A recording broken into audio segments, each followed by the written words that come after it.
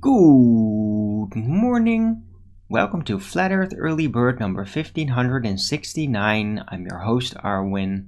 And before I start the show, please don't forget to share it on any platform you deem fit. And if you haven't already, subscribe to my channel and hit the bell notification so you know when I'm going live, which is normally 1 p.m. Amsterdam time in the weekdays and 2 p.m. Amsterdam time in the weekend. And please also do support me through the PayPal, Patreon. That we much appreciate it, and I can always use the support. Really, kind of can't really use it actually. Yeah. Anyway, we'll see about that later. Right, the weather today is unfortunately not super sunny anymore. It's not really raining either. Oh yeah, there's work being done in the house, so it's gonna be one of those days. Thought it had stopped, but apparently they just decided to continue again. Great. Right, so it's mostly clouded. Not so windy. Although this night it has been really storming. It's been storming and raining, like wind's been blowing pretty heavy. But now not so much. So that's been relieving. But it was kind of a restless night.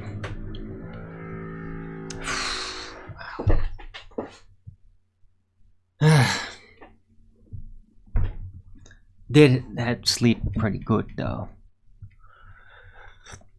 A little better than yesterday. So I think that the whole lung thing is probably kind of a sickness that kind of hit me. And I heard, because it also went around here, for some reason something slipped through this time. And it resulted in this. And it's getting better, but slowly. I think that I have to follow this restoration curve so far, and I keep it up what I've been doing, the way that I do it. It should probably be completely gone by like the end of the weekend. Like after Sunday, I'll probably forget that it even was there, right?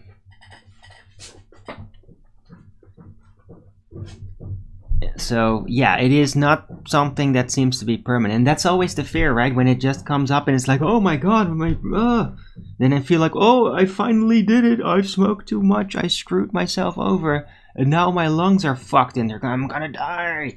But then it's like, no, it just was just one moment, and then it kind of just like slowly starts to restore. But yeah, when you're right in the middle of it, you're not entirely sure. But I mean, it's kind of a similar effect. It's like a hangover, that you're sick and you're like, oh, this is gonna stay forever. But no, it isn't. It's kind of hard to make yourself realize it in such a moment. Anyway, I'm doing fine right now. Hello, Richard G, first in chat. Good to see you. Karel Appel. Right. It is Thursday, the 13th of April 2023. And yeah, no flat earth debates for a while. Although, yeah, I might perhaps depending on like how the show is gonna go, I might like yeah, that was a bit of an issue because the guys even suggested like, hey, just do like a G+ panel thing or do it through Skype, but I don't want to do it through Skype. That's going to be too messy. And the G+ thing, well, Nathan would have to actually open that and let people in. That's a bit of an issue, right? Otherwise, I'm going to have to like get my own G+ account. But that's, I mean, yeah, is that really worth the investment for like a couple of shows? I don't know. I'm not too sure about that.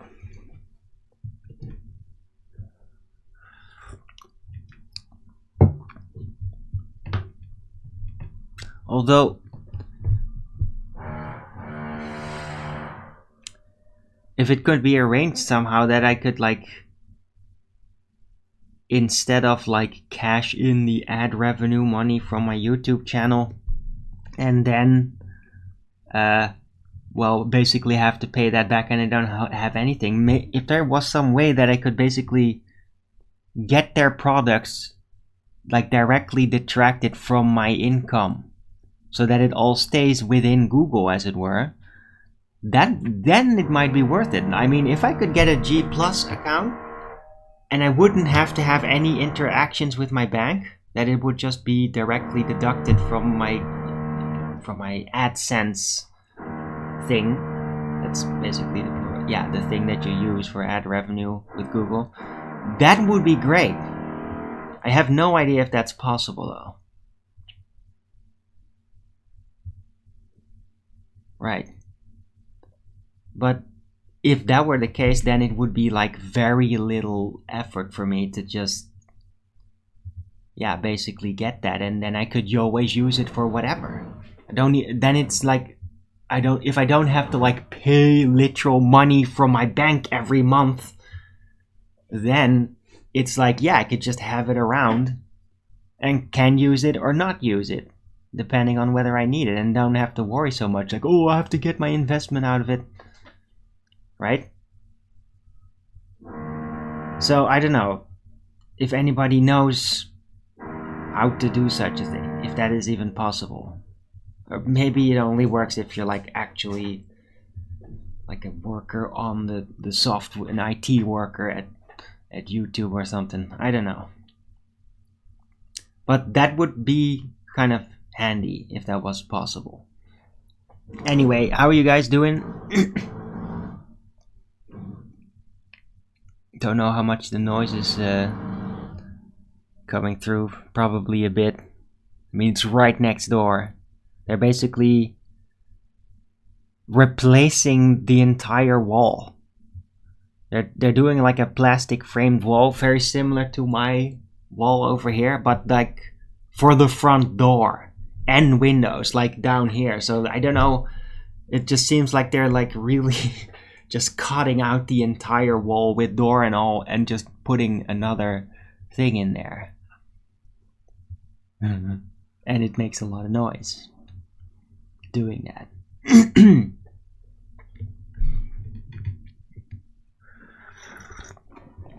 Right. Anyway, I was listening back a bit to my show from yesterday to listen back to what I was talking about before I basically got pissed off over nobody piping up in the chat for a long time.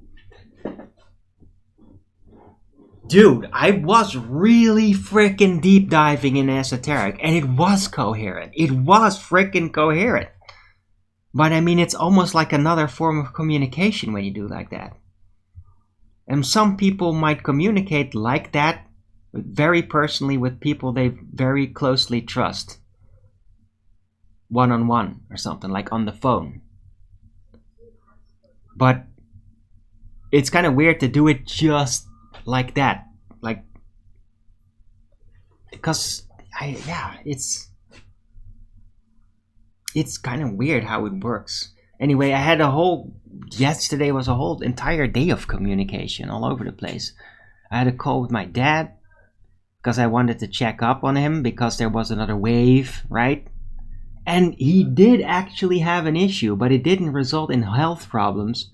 But he just had like a super, super bad mood out of nowhere. So bad that literally multiple people had to like get involved to basically put him back in his body because it was just really dislocated and he got super cranky because of it. Like out of nowhere. When he's like a super mild, nice man. Like always. Never a crank coming from him. And then to suddenly wake up and everything's just, I want to strangle everything. That he had a day like that, apparently. But he got through that, and he's doing great. And he's still very healthy, and you can hear it in his voice talking to him. So that's very relieving. Then later, also my friend from Nijmegen called, and we talked for like 3 hours. Till pretty late. And then I started to notice like how I was talking with her is exactly like I talk when I talk super esoteric. Although slightly different. But it is really like that because sometimes we communicate with each other and then we are like constantly surprised about what is actually coming out of us. It's like I just said something really mysterious or surreal, but it's like it works and we understand each other. But then when you like objectively look at it, it's like, I don't even understand why we understand this. Like from a more rational perspective, it's like there's something so mysterious about that form of communication. Like there's a telepathic element to it somehow. Anyway, I had a great conversation with her. It really helped me in ways because, well, despite me doing this online and all that, I am relatively lonely, as in face-to-face communication, which is very different from doing something online and chatting with people and all that, right? Seeing that they're there in chat. I mean, it's something, but it's not all of it. And having conversation over the phone with my friend in Nijmegen really like gave me some breathing room. So that helped a lot. And she's doing pretty good as well. It's also a relief because I worry about them. I worry about my friend in Nijmegen sometimes and I worry about my dad sometimes. But they're doing great. But that's good then. It's better to just check up on them and then have that memory of like, no, they're doing great, instead of like wondering whether they're not doing good. Anyway, all is good, except for sometimes the noise that you can hear through the show, because they're working out there on the wall. Hello, Moxie. Good to see you. I enjoyed the start of yesterday's show. Yeah, well, I listened back and I get it. But there's an issue, though, with that effect. And it's my problem. I've been kind of acting it out on you guys, but because I just don't know what to do with it. But every time I go really esoteric, you all just shut the fuck up. And I get it now. Because you're basically like empathically engaging in a way. So you zone in, but because it's not actually, you can't really communicate back except through chatting.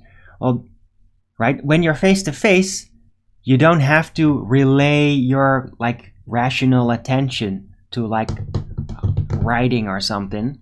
You can just do it, let it happen fully automatically, and then you can give much easier feedback. So like when I'm with my dad on my phone, he constantly does like but not in an annoying way, but like it really helps to hear that. Like when I'm talking esoteric, to like hear and they have to mean it, and then I'll hear whether they're mean it or that they're just pretending. It's all known to me in such a moment. And then I don't get the feeling like I'm just talking to a wall. And that was really the issue yesterday. It's kind of a personal aberration in a way. It's like I'm talking, I'm getting really deep, and then it starts to remind me of in the past situations where I would just be dreaming, and then like I was really into a dream and then really trying to communicate some of it, and then people completely lost track, but they were like too embarrassed to say anything, and then they just would suddenly walk away, and I feel really mortifyingly embarrassed because it just made me feel like, did I just sound like a complete retard? But I couldn't tell, because I couldn't tell whether it was just them being too dumb to get it or whether I was incoherent or not. There was nobody there who'd actually know about things on that level and that form of communication to confirm whether I was coherent or not. And that's like an issue. And every time I start talking esoterically, and everybody just shuts up for 50 minutes straight because they're like, oh, what is he saying? What is he saying? They're really tuning in. They're really trying to cross-referencing that. They're getting into the esoteric process that I am going through and describing themselves and cross-referencing. I know what's happening and why you're silent. But because I can't see your faces and you sitting there like really thinking and like zoning in, tuning in, because I can't see that, I don't know whether you're actually doing that or if it's okay, we're just gonna let him talk and we're gonna do something else. Right? I can't see that. I can't see which one it is. But I can in general assume it's more you zoning in. But it's like a personal aberration of me getting reminded of those early moments where I would try to do this, the esoteric talking, the oracling, and then completely just not be understood. Very painful, right? Because you're opening up in a very sensitive way, and then to be completely not understood, it's very painful experience. Right? It's an echo of that, I think. So I'm gonna try to anticipate this now, because it's a reoccurring thing, and figure out if I can somehow, even as I'm doing esoteric diving, parallel construct some room just to show myself, like a mirror from the past, that it is actually people tuning in and that I need to focus more on, well, providing for that tune in to actually attain that extra energy from the attention and then still keep it stable. So it's kind of a new challenge. Hey, it's always new challenges, right?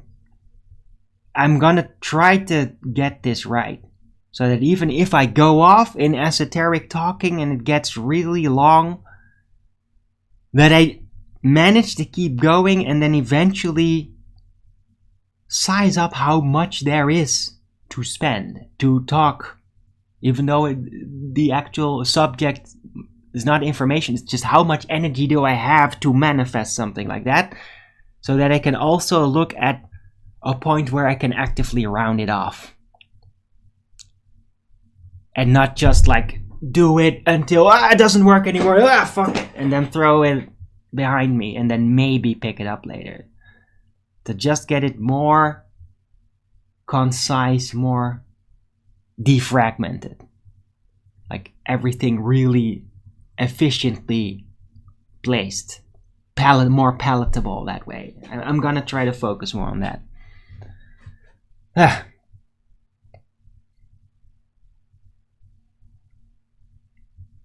Uh-huh. Yeah. Oh, I see.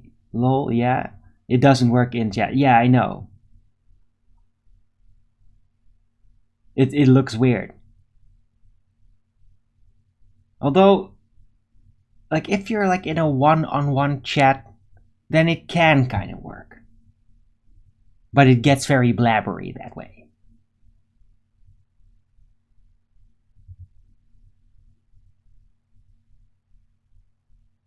Right, but I mean, if you're with somebody that you really know, they get you, then having like vocal feedback a little in the middle of like explanations can be really helpful.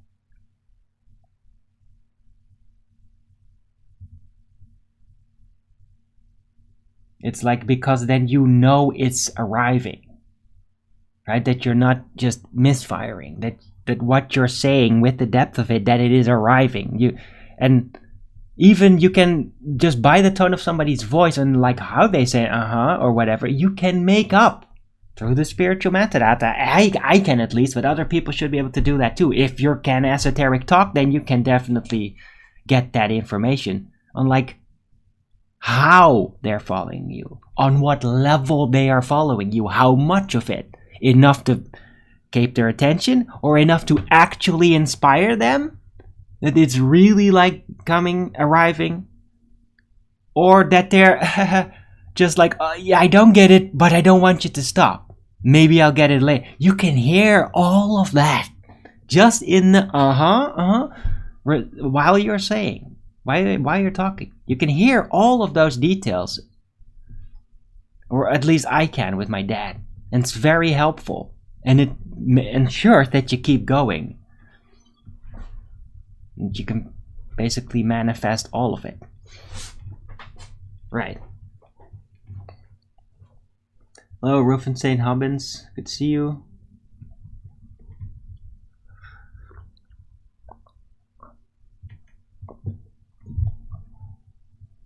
Some of the best shows lately have been Esoterics, where everybody... Yes. And when I listen back to that, I have to agree. It's just so weird. When I do it, it doesn't seem so impressive to me. Like, as I'm literally putting it down. But then later, like from yesterday's show, when I listen back, I'm like, whoa! Like, that was really fractal. Like, and I really got it in some way. It's almost like it's this telepathy television or something. Like it's this other thing that's on top of the film that you can interface with, and it was so bright. It's like, wow. But when I'm doing it, it's really like it's the normalest thing in the world. It doesn't feel that impressive, and I can't really size it up for how impressive it is. And that's the weird thing about it.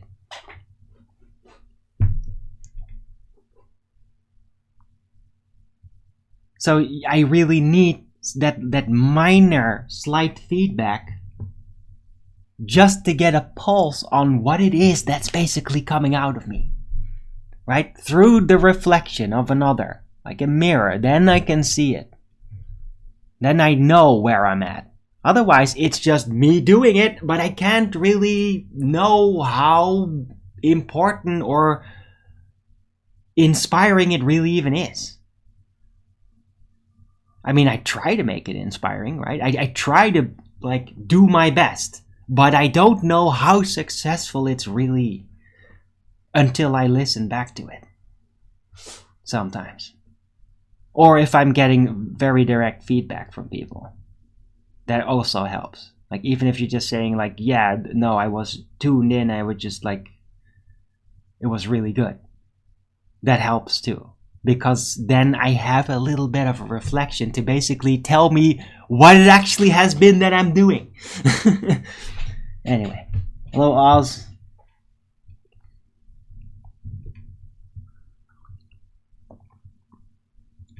Welcome back.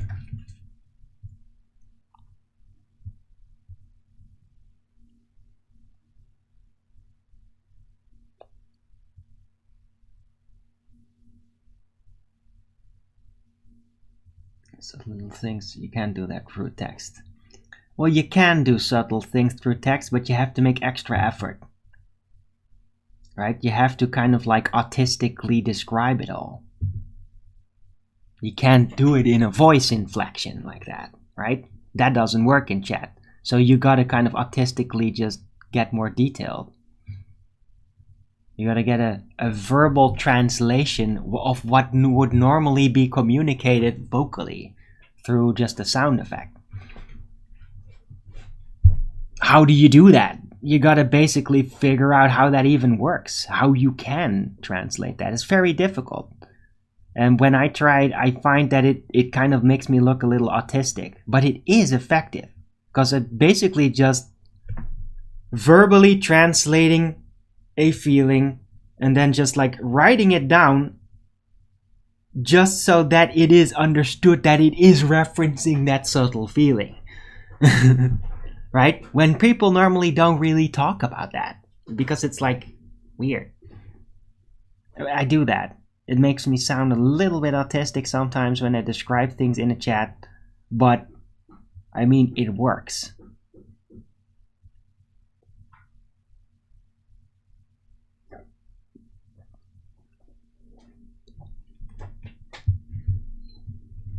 Right, and I mean, what the fuck am I even saying? It makes me sound autistic. What does that even mean, you know? It's difficult. Like, what is it? What is that when you say that? I mean, autistic can be like in different directions.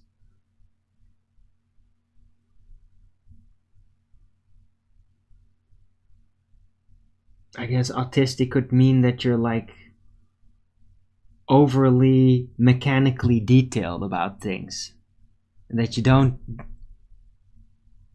you like have to describe it in detail instead of just like, oh, you just say it and then everybody gets it. Is that autistic? Autistic can also be emotional. It's complicated. It's one of those words that is actually like kind of vague. It is really specific, but it's like specific in compartmentalized ways that really don't have anything to do with it, but you don't really realize that. So it's like, oh, he's acting autistic. Oh, he's acting autistic. Yeah, but they're acting nothing alike. Yeah, but it's both autistic. But is it? Whatever. We just call it that.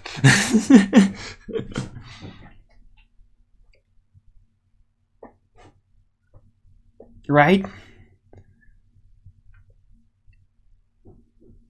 It's almost like as complicated as like, what is Savonier? It's like, God, that's...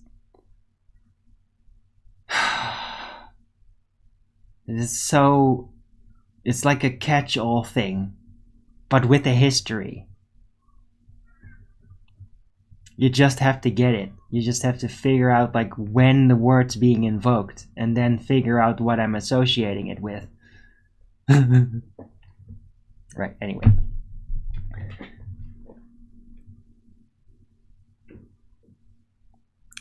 Yeah, I'm kind of done with the esoteric part for now.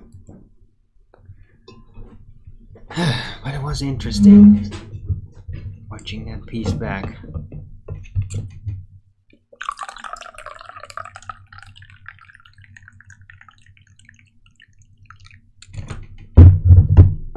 But in a way, I do have to really say that in my descriptions and of like just energy mechanics, spirit mechanics, and even like personal analysis of feelings and bodily feelings, I am freaking crushing it. I am like riding new grounds here. When I listen back to that, I'm like really comprehensible. I think. I mean, I have only myself to reflect it on, but I mean, it works. From an observer's point, and not the person actually talking about it like I am on my streams, it works. And I'm really excited about it. It's like I got this skill. Right? It started out kind of as like dream walking and deep or walking into the darkness is how I started calling it. Remember that? Maybe some of you here still remember that from years back. Right? When I started to like kind of walk into the darkness. And then if I did it too long, then I would get like all these spooks coming after me and all that. Well, that was all preliminary of this. It was all entering that other side, facing the darkness that had been heaping up the cobwebs that were there. And now I'm starting to actually forge in that. I'm really utilizing the other dimension and like weaving it through my actual communication. It's fascinating. And it's interesting that that's the history of it is all there. I still remember like how it was like yeah, I kind of dreamwalk all day long. It's like basically me sort of worrying, but not in a bad way, not letting negativity overwhelm me, but just like kind of worrying and thinking about things, pondering on things, listening to things and reflecting it and esoteric deep diving while I'm doing it, purely on my own. And then sometimes I got like the vision moments where I'm like, I'm seeing this thing, I'm feeling this thing about something. And starting to like put down patterns and comparing it to things that I thought I remembered from my visions. And that was like going into the deep. Does anybody here remember that time? What is it now? It must be like 2018 or something. 2018, 19? Anybody in the chat here remembered that? Can I get some feedback?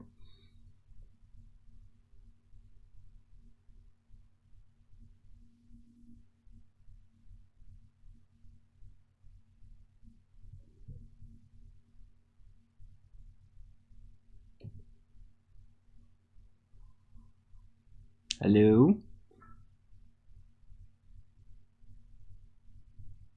You don't. Okay. So literally nobody's here from that time. Has everybody since then dropped? Did everybody just move on?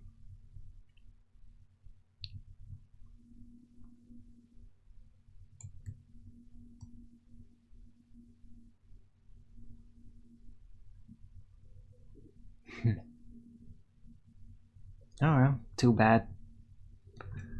Wish there would be people that still remember those days.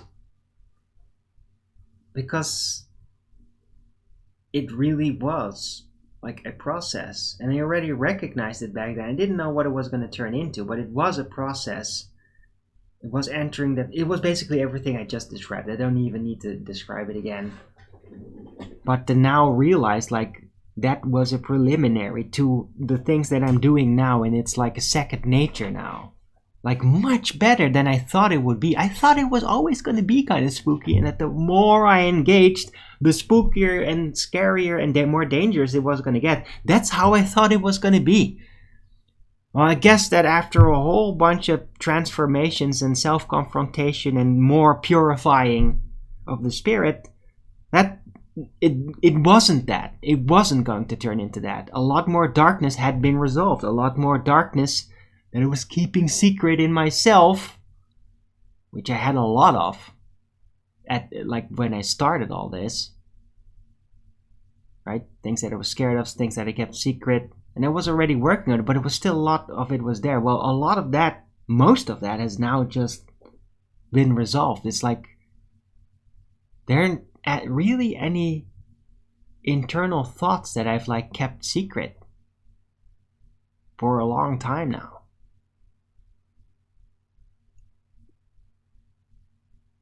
And so now this other side, this spiritual realm, the dark world, arguably, although that's basically just the experience of those specific visions. But I mean, it was an outer body experience. It was a spirit realm simulation type thing. But whatever is there on some other side that I'm not consciously experiencing exactly right now in this moment, but I know it's there. Well, apparently, if you really purify and you keep working at it, you keep strong, you keep doing your principle, you basically start living like a paladin in ways, purification wise. Then eventually the dark world will be cleansed. It's not dangerous anymore to go there. Or, well, I'm not talking about, taking some weird drug or whatever and then having the experience again, but like the tapping into it. Like what I said, like I'm looking into the deep. Like that was risky back then.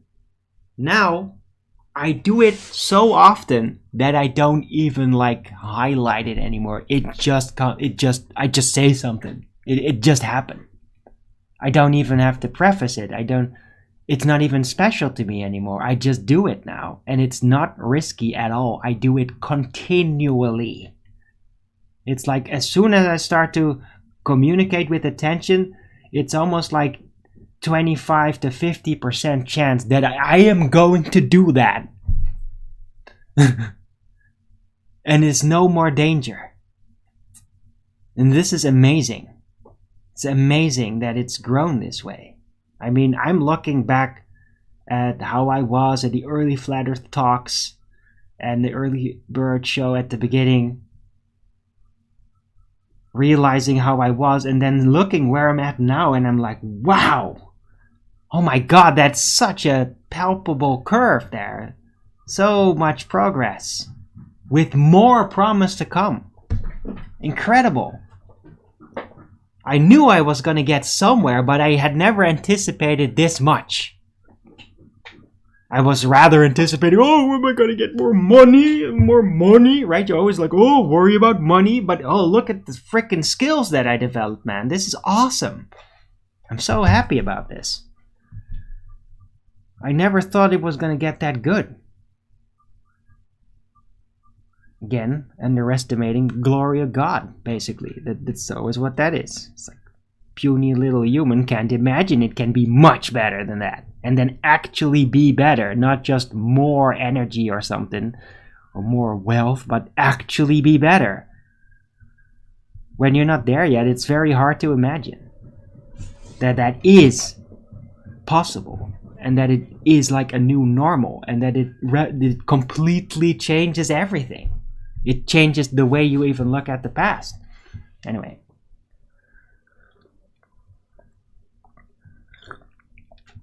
Through a couple of old streams, see a marked difference. Interesting. Can you attempt to describe that, Tiger Bear?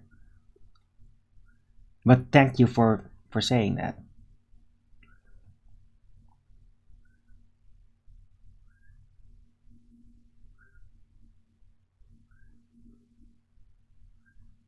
Different from back then. Is it? But if you could somehow attempt to like summarize how, like what are you seeing? I mean, if you're gonna say like, yeah, your confidence is higher, you seem less skitty or what, less fearful, like I'm not like frightened, like, is it gonna go all right? That's of course very palpable, I think. But anything more than just that? Is it more than just the confidence? What about my quality of speech? Or like extra feelings, for example. I think that's also been that I had just more feelings that would just kind of come out, that I didn't really have a place for it. Now I don't have that anymore. Less random feelings. Meant to be more relaxed. Yes. I guess. I'm not like back then. Also, I had like, especially early bird times, it was like afraid that it was gonna die off. But it's been a while now, of course, years since I started doing this early bird show, and now it's just like, no, it's not gonna die. I mean, I could literally start the show and just sit there for 2 hours saying absolutely nothing, and the show still wouldn't die. No, I'm not gonna do that, by the way. It would be pretty waste of time and test of, well, maybe as a discipline. No, I'm not gonna do that. Just sit here, just nothing. And people are like, "Is it a freeze frame?" And I'm like, no, I'm just sitting perfectly still for 2 hours saying absolutely nothing. Yeah, but I'm not gonna do that. I could, but I'm not gonna. It's a waste of time. But I just know now, like, yeah, I'm just not afraid of all these things anymore. I'm not afraid that it's gonna stop. I know there is supporters now of me. I know that people actually do appreciate me and that they have something that I have a crop that you can get here, and like that's it's esoteric. Like it's an esoteric crop. I grow esoteric lattice, and I got like one of the best esoteric lattice in the world, according to me. And other people, well, the ones that have the taste for it, they agree to it, and I really know that now. I know I got something, and that it's gonna stay, because it's skill based. It's not something like, oh, I have some really freaky information, but once I've shared it, I'm done. It's like then I've lost all my trump cards or secrets or special things. That's how it kind of started, and I don't have that anymore. I don't have any secrets, and just the stuff just comes. And already figured that out kind of halfway the early bird show, and with the Flat Earth debates also, and I called it like I just dig up gems. It's like people are discussing this and that, and it's like da, da, da, da, da, and I'm like, oh, there's all this room there. I'm gonna go here, and suddenly out of nowhere I get like these freaky brilliant gems that I just found because I looked in the spot where nobody looked. So I discovered how to do that. And it's still working. I mean, it's not continually, but it's like something that's reoccurring. Like when I'm part of the Flat Earth debate, then I have a good day, and then suddenly these gems just come falling into my lap out of nowhere. Good ideas, and like a good way to say it.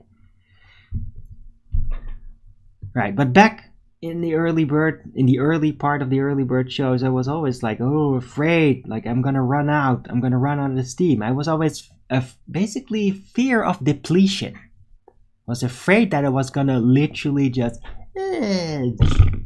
like a balloon just gonna empty, and like then I'm like really done and I might get depressed or something. I was afraid that could happen, and I've seen other people go through that. Like other flat earthers had that issue, and then they just stopped. Because they kind of like got embarrassed, they didn't know what to do anymore, and they just stopped. And I was afraid that would happen to me, but I mean, it's freaking... altogether, roughly 1,600 shows later.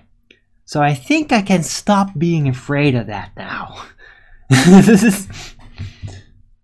Nah, I don't have to stop. I've already stopped. But like looking at it, it's like, yeah, I don't have to worry about that anymore. I mean, like the first 100 shows, yeah, you might worry about it. Then after 500, you're like, this thing's never gonna end, is it?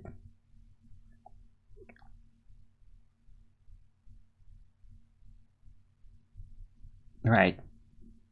So less fear. I've resolved a lot of fear.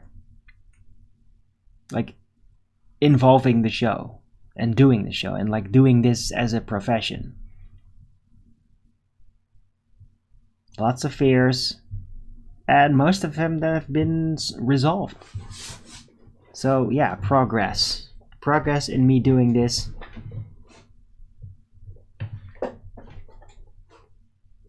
And I'm sure there's going to be more challenges. Would be very boring without him. Used to really struggle without feedback. Did I used to struggle more with it, Rufus? Is that what you're saying? I didn't realize that it was worse in the past. I guess now that it's like, oh, I'm not getting any feedback, I'm not taking it as like an insult, like you're not saying it. I'm just like, yeah, maybe they're just not with their attention fully there, and it's okay. It's like, I try to be less rough. Maybe I was more rough in the past on you guys.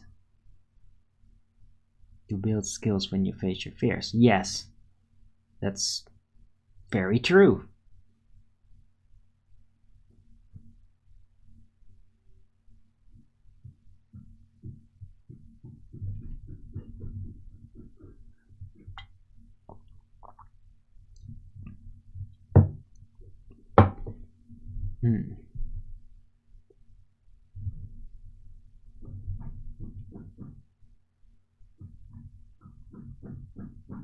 Sometimes now you know when to take it as a compliment. Yes.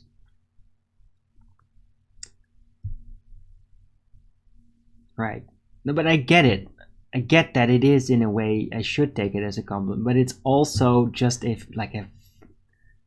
mechanical problem, right? Is that I become like on this razor's edge and I just don't know. I can't tell in such a way, and I get no feedback. I don't know, is it because they're all really tuned in, or is it because everybody walked away? Like, and I should realize it's probably because they're really tuned in.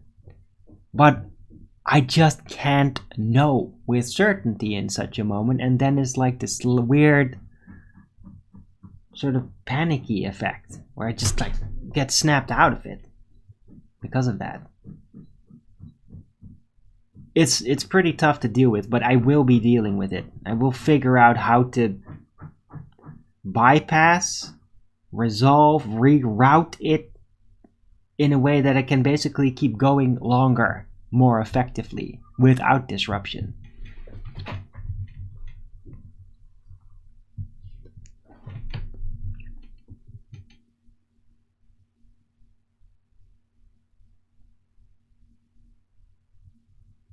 Silent nights. That's hilarious, Big M. Right. Garbage day.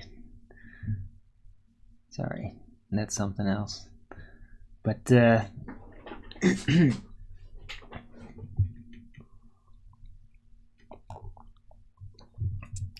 it's a silly idea, and it might be funny, but I mean, is it really worth sitting there for 2 hours? Maybe in a day when I'm like as pissed off as Owen Benjamin was yesterday. God, Owen Benjamin, did you guys see that live? He had a super short show. He was like really pissed off at everything and everybody. It was because like one of his goats headbutted him, and he was like really like, yeah. I mean, there's a good chance that today we're gonna hear that he basically slaughtered that goat or something, or maybe like took a wooden mallet and just hit it on the head, like to get it back, because he was just like personally insulted by that thing. He was really pissed off. Yes. Did anybody see that? Right. That was funny. And he had some really funny jokes too on it. But I was a little late, but when I watched it back, it was really hysterical. I mean, he's crushing it. And goat head soup.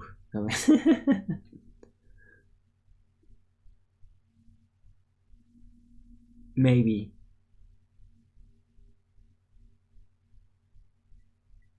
I was thinking though, like, if you let a goat do that, then he thinks he probably can dominate you. So how would you do that? Because using your own head to headbutt a goat is not to be recommended, unless you like brain damage and constant concussions. But I mean, how the hell do you dominate a goat that's doing that? Like, can you like just take a freaking wooden mallet or something, not too hard, too heavy, and just like bash it on the head, like when it's gonna go, and then it's like, okay, bang, and not too hard. You don't want to break its neck or something from it. Although they could probably just take an amazing amount of shock like that. But they gotta be in position. They gotta be anticipating that it's hitting their head, or they might break their neck or something. But like, would that work? Would that satisfy the goat to be like, oh, okay, he's a very good headbutter, because he's not gonna.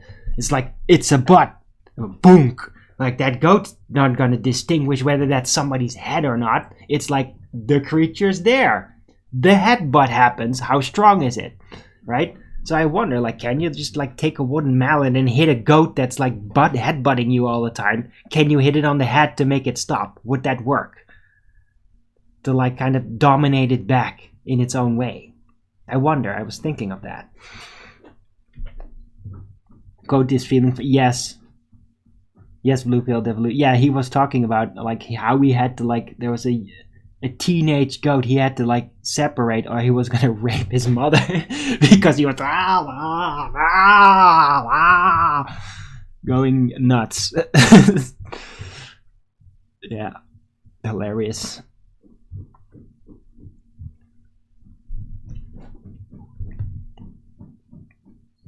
Headbutting a goat. Yeah, that's painful, dude. Dude, if you genuinely do that, you'd break your frickin' neck, man. I mean, don't try that. Really don't. Hey, LSG, good to see you.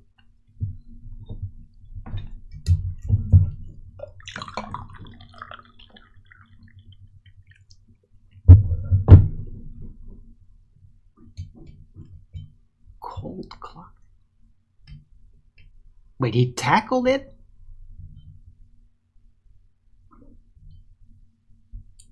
What do you mean, cold clocked? Like, knock it out? Or did he kill it? I floored the goat? Punch it in the head. Wow, okay, well... That's a tough one, though, dude. I mean... I wouldn't do that. I wouldn't risk, like, breaking my fist. I mean, it's a freaking goat head. It's like a wall. Unless you're gonna punch it, like, on the side of the head. But that's just gonna be really painful to it. Whatever. Anyway. Yeah, you gotta be careful with goats, especially if you have little kids.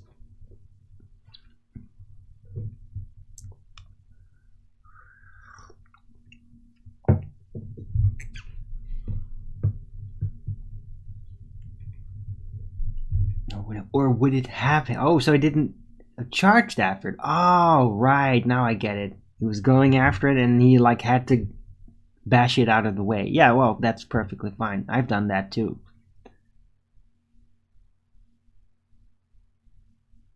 Although, usually I just kick. I'm not gonna use my fist for that. It's just gonna be like, I will have my shoes on. It's gonna be like, boom, just... basically push it, like bang, just like push kick it, like the goat on the shoulder, right, as he's coming there, so that you'll just he'll literally just roll over, like you'll bash it over. It's much easier and it will hurt less to them, but it'll shock them enough. Anyway, it works with dogs too, by the way. I mean, sometimes some dogs are, like, just not very much under control, and some dogs, like, tend to, like, really dangerously jump on little children. If you see that they're gonna do that, yeah, you can just, like, kind of kick them out of the way.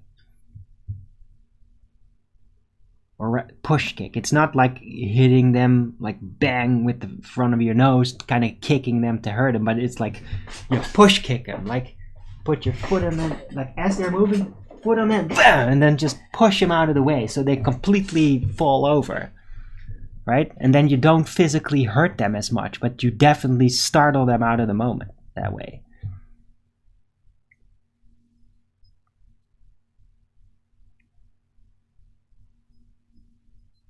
Trash talk trash to it for a few days. What? Really?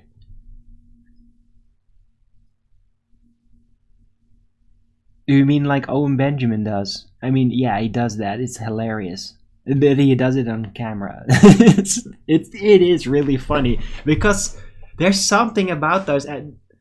There's a certain level of them that does actually understand the social interactions that are happening. They just don't understand the context of it all in reflection to worldly matters, right? But animals understand social behavior too. So even as Owen Benjamin sometimes is making a joke about something, comparing it to societal thing, the animal does actually understand what he's like talking about. A percentage of, and that's really weird to see. Like as he makes those videos, it's really funny to me because you just see like he's kind of making fun of them, but like the goats or the animals that he's doing that with, they do actually understand to a degree what he's doing there, that he is kind of like making fun of them, and they do kind of feel stupid for it, but it's like screw it, they love it anyway. I love those videos from him. I love it when he does that. It's like the social engineering farming lessons. Hilarious. I mean, he could do like a full series on that. It would be great. Where is this video? What? It's just on Owen Benjamin. He does that sometimes and he plays it on his shows. Yeah, animals can detect emotions and intent. Absolutely they can. They're effectively telepathic like that. Right? They're the same level of telepathic as humans are, except we also have language communication. We have the cognitive communication on top of the feeling intuition, which is much more telepathic-like. Or reading, it's not really telepathic because you still have to like see the creature. You have to see its expression in order to read it.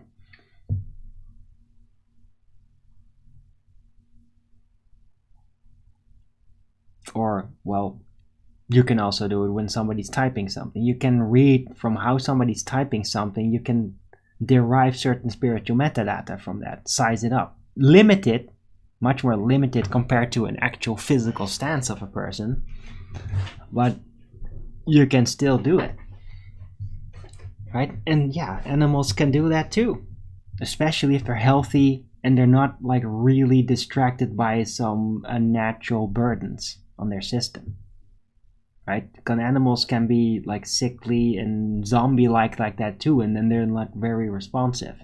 But if they're like really healthy and they're like feeling happy, then they have that communication option just as much.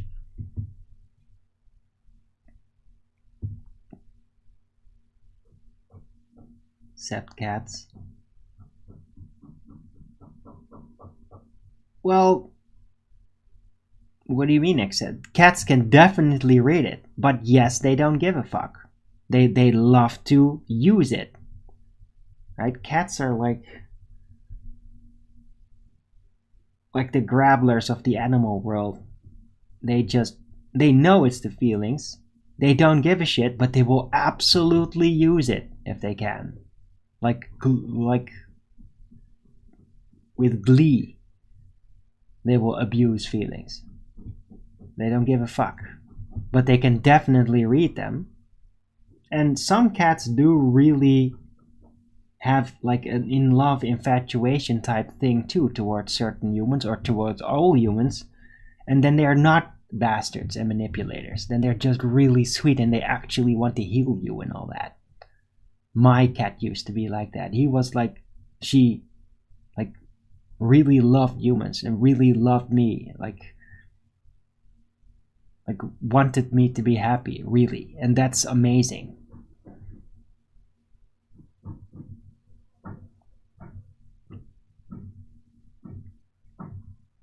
If a goat headbutted the pole, I don't know what the Paul brothers are. Big M, no idea what you're talking about.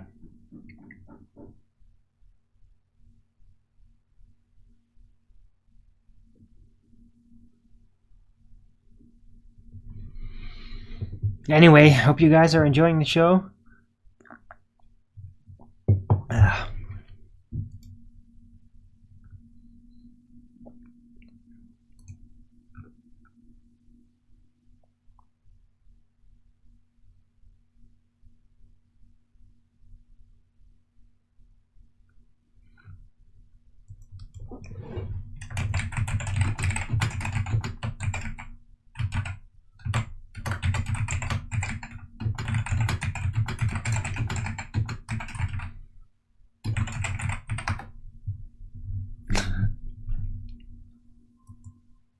YouTubers, big ones. Okay. Are they interesting whatsoever? Or is it just another stupid mainstream nonsense duo?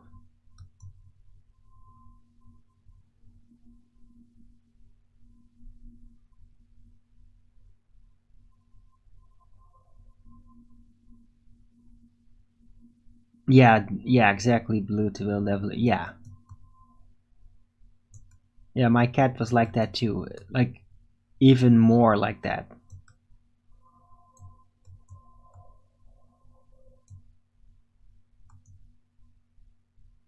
My cat like really got me out of some really bad depression moments. Like in the period after my mother died and all that, and a lot of fucked up things happened on beside that too. Like my cat was like the one thing that like kept being like really enthusiastic and like euphoric about being my cat throughout that entire period, and that like really saved my life because I was kind of fucked up and miserable, really, but with no place to really make sense of it. Yeah. Messaging. What are you talking about?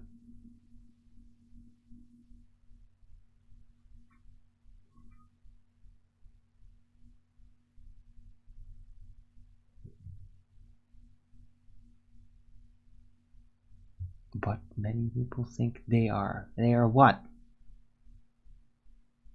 That they're big mainstream? What? One of them did a piece. Oh god. Of course they did. Oh, you gotta mention Flat Earth in a ridiculing way so that everybody starts to hate you. Yeah, I mean, it's very simple, right? Step 1. Ridicule Flat Earth. Step 2. Hire a trans person as your like company's representative for the product you want to sell. I mean, that works, right? What would step 3 be? I don't know. But yeah, I mean, it's a thing to do. It's like one of the beast system things. Like, oh, why don't you do a ridiculing show about Flat Earth? Oh, why don't you do something positive about the current thing? Or something, right?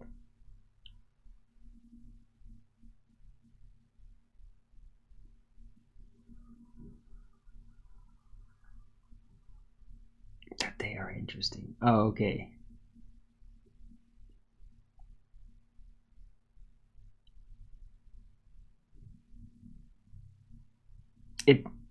I don't know, man. It does not sound very appealing to me, Godzilla. Right? And just because they did some stupid show against Flat Earth doesn't make them any more appealing. It's like, if a channel would be like really good at actually addressing Flat Earth issues, that would make me interested in them.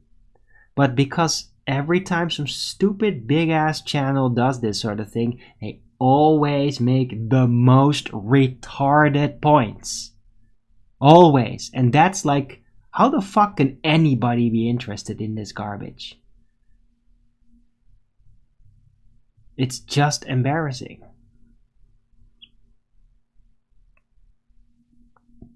Lowen, fuck that guy. Why are you even bring that up? Why are you defouling the internet by repeating that guy's name? Yeah? Every time you mention that name, it's like a nickel in his jar. The guy is a pure populist asshole. Like, just don't forget he just exists. Erase it from your mind like he literally doesn't exist. It's the best thing you can do about it. It's a total scumbag.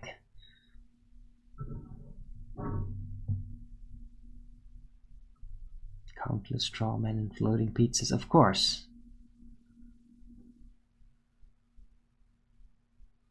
funny though? No, he's not funny.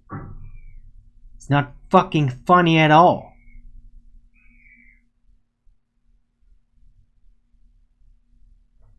What the hell's supposed to be funny about him? He's just a gross, disgusting asshole.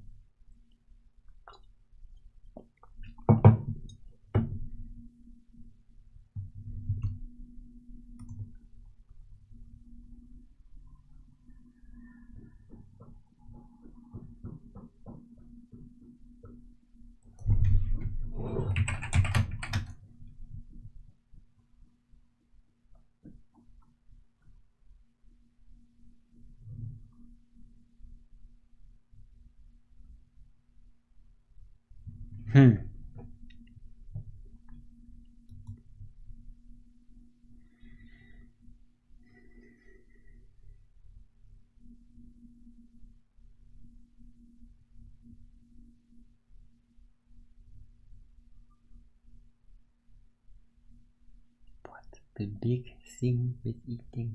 What the fuck are you talking about? What the fuck are you talking about, the big? And why the hell would you bring that even up? You think I eat that garbage?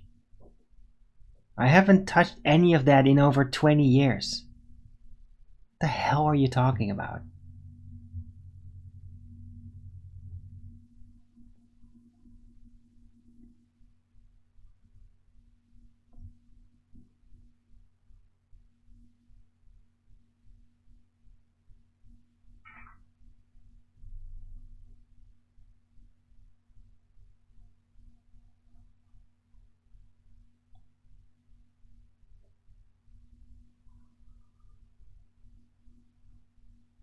Those all groveling. Oh, you mean the stupid flat earth convention with them sucking up to them? Yeah, was fucking disgusting. And those people are disgusting. Yeah? Those flat earth organizers are like weirdo sociopaths. Like, they don't understand fucking reality. They're just like, popular. Oh, yeah, they don't care. They don't care who it was. It's just popular. Like frickin' psychos. It's like, who the fuck would invite Logan Paul to a flat earth convention? You're a fucking retard if you do that. Yeah? And not after he's done the troll shit. You should know that. He's a total scumbag. Why the fuck would you ever want to associate with that guy? Just because he has viewers. Oh, because that's so fucking reliable these days. Yeah. Oh, viewers on YouTube. Yes. Yeah. It's retarded. I have no respect for those organizers at all. They're all a bunch of disc tards anyway. Who gives a shit?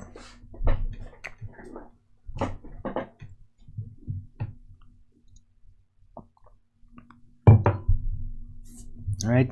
Anything, that entire faction of Flat Earth is kind of Flat Earth Society 2.0. Because they're not helping people. They're just like trying to take up a corner. Like, we are the Flat Earth. Right?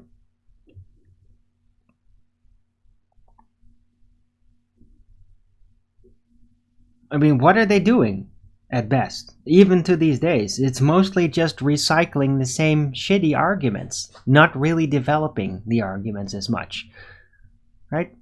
So, ignore Flat Earth debates, of course. Ignore me. It's all part of it. Like, just keep regurgitating the very early onset shit over and over again and just make it like a popular cult among one another and... Right? It's all garbage. I hate that shit. I'm so glad that Flat Earth Debates is around. That's its own thing. And that these stupid lame-ass organizers with their dumb-ass recycled disc earth nonsense presentations, I'm glad that they're not the only ones. that are out there.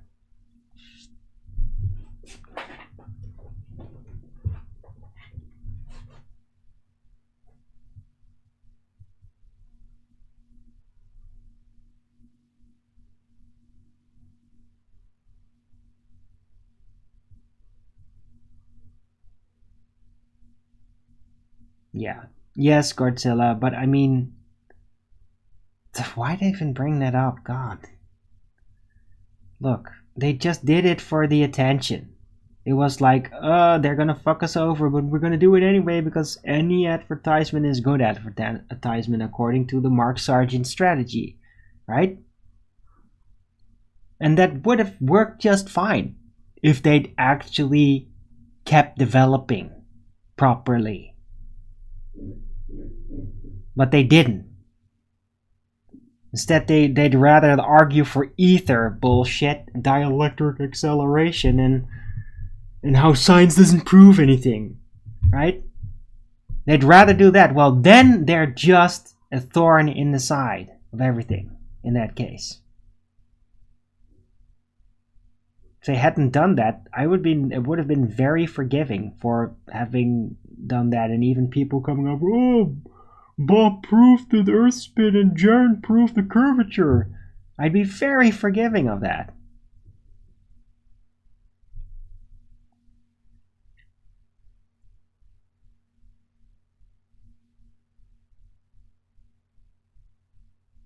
Don't think he's flat. I didn't say he is Flat Earth. I said Flat Earth Society 2.0. It's not the Flat Earth Society.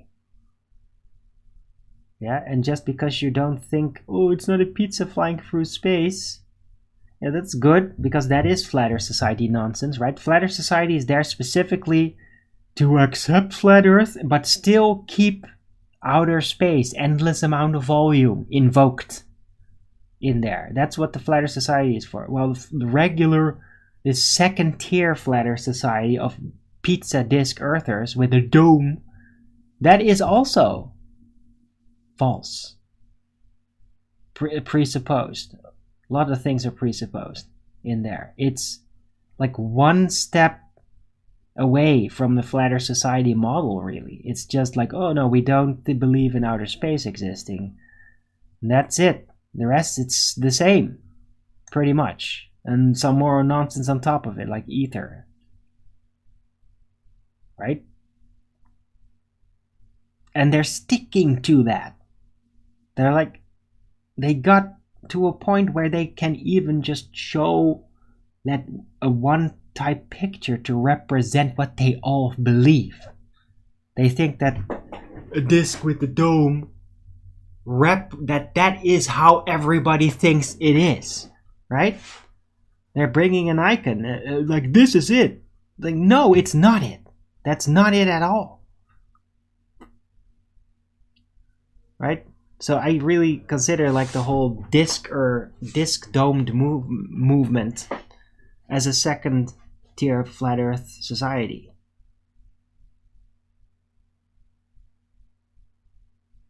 Right? And that Robbie Davidson and all those people that do that have been doing that, they have like, this is our business. We are the real Flat Earth Society.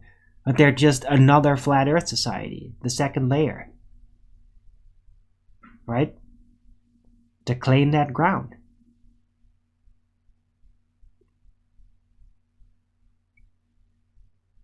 Yeah, that's right, Christy. Exactly. They're all part of it.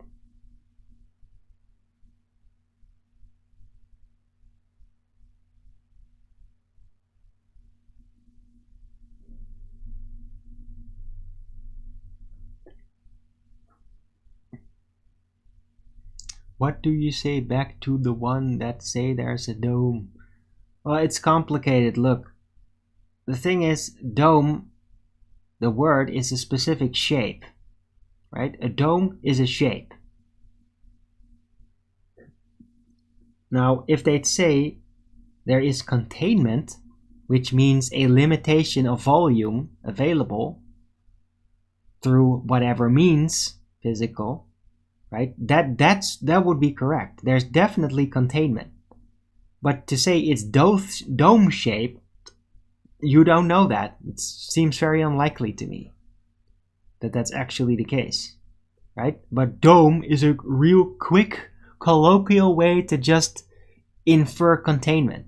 But people automatically associate it with that specific shape, which would indicate that the Earth, flat Earth, must be a disk in order to be encapsulated in that dome, and therefore everything is all sealed like that, in that way, right?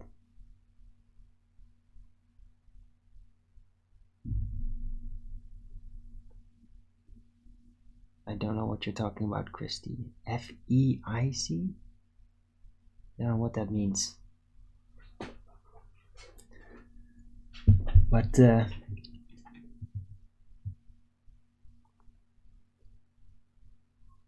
right.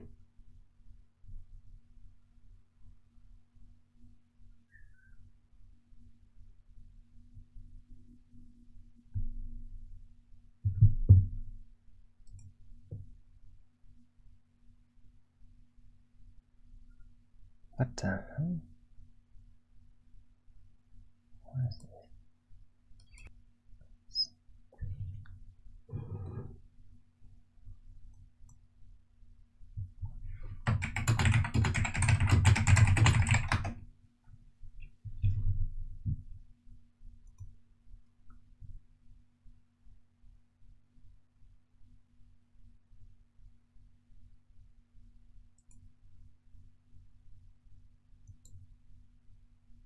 Flat Earth International Conference?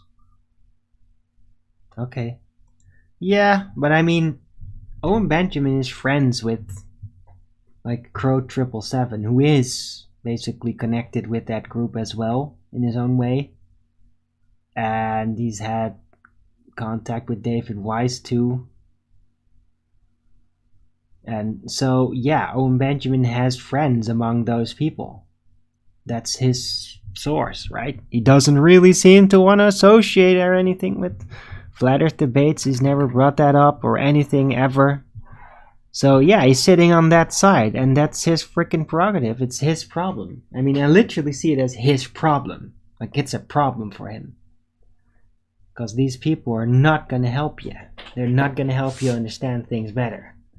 They will not.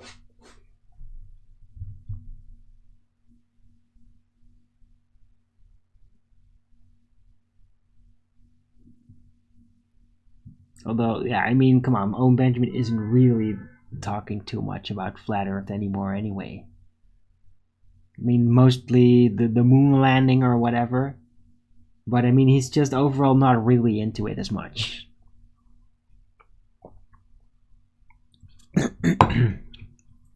Right? Sometimes, like in the chat, I get a little fanatical in the live chat because I am part of unauthorized.tv, so I can actually live chat at his streams now. And yeah, sometimes he does say like stupid disc earther things or just dumb primitive flat earth, and then like, dude, it agitates me to no end because I know Owen Benjamin is actually really intelligent, and that it's just embarrassing that he would regurgitate that level. But if I then start all criticizing about, like that time when, what is the guy's name? That guy from Florida came on, who was just kind of like, I'm not going to repeat that again. But he said some weird things, and he argued, oh, the word planet, it doesn't mean a ball. Plane is also a planet. And then Owen Benjamin, yeah, ha ha ha. No, you fucking retard. It specifically does not. It's so stupid. That guy, a Longo guy, he would just make etymological shit up out of nowhere. It's just like, this word kind of sounds like that. You hadn't thought of that, have you? So that means that it is that now. No, you hippy dippy retard. It doesn't fucking mean that at all. Yeah, just because you got one interesting clue about that the Ark of Noah might have been made in Florida because of that unique type of wood it's been made with is exclusively in Florida, doesn't mean that all your woozy hippy dippy conclusions all make fucking sense. They don't. They're fucking retarded. Like genuinely dumb. And people that get enthralled with that are gay. Fact. Gay. He's talking like a fucking retard. Right? Anyway, this has nothing to do with Crow, by the way, but making up etymology. Yeah, literally making it up. Like a lot of shit he made up. Really fucking stupid. Like he said, Inferno, it means that it doesn't mean hot, it actually... Yeah, I don't even know how we argue that anymore, but he's basically just saying shit that's just not true. It's just not true. You can look up the frickin' etymology. Inferno effectively means in furnace. In a hot place. In a hot enclosed place. And it's just, no, it means the opposite. Like, fuck you, dude. Hippy dippy bullshitter. Just making shit up. It kind of sounds like whatever you want it to sound in the moment. But it's bullshit. Doesn't make sense. You're making like this weird language out of your own form of misinterpretation. Making up your own etymology. Being kind of consistent with it. But that doesn't make it true though. Just because your system is consistent doesn't make it true. Right? Anyway.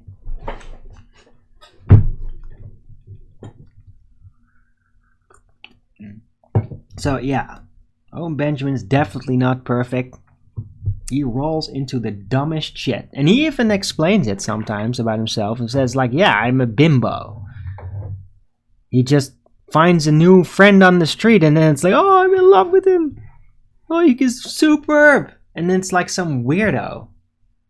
And then he's like, oh, I'm all into this. And then afterward, everybody starts to have criticism. And then he's like, oh, shut up. You just don't like my new friend. And then much later, he figures out, like, whoa, that guy is completely deranged. Like, yeah, no shit, Sherlock. You dumb bimbo. You did it again. Why don't you fucking see it coming next time? Why don't you actually listen to yourself when you tell people that you do that? Why don't you listen to you about that thing? Dumbass. But no, he doesn't do that. So what are you gonna do? Nothing. He's just gonna do that like a doggy that just keeps bringing in new pals from the street that they're gonna make a mess on the carpet, and there's nothing you can do about it because he just keeps doing that. Whatever. It does get things moving though.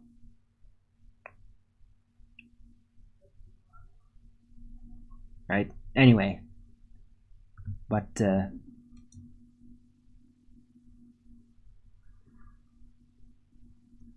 yeah, Owen Benjamin is connected to that Flat Earth group, especially Crow 777 and some others.